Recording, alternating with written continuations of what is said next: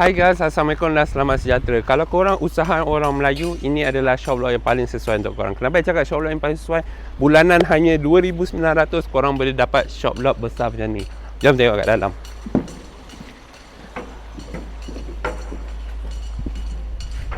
Dengan RM2,900 korang boleh dapat single story shop lot dekat dengan Sepang dan dekat dengan KLIA. So ini adalah shop lot yang paling sesuai untuk korang. Paling penting dia dekat kawasan yang memang dah matured, banyak perumahan guys. Tengok kat sana ada perumahan, belah sana ada perumahan dan sebelah sini ada perumahan, belakang pun ada perumahan. So shop lot ni sangat sesuai untuk korang yang nak mulakan bisnes ataupun nak simpan barang. Ini adalah shop lot yang paling menarik. High ceiling 20x70 dan memang sangat-sangat luas. Dia punya tandas pula dekat belakang sini guys.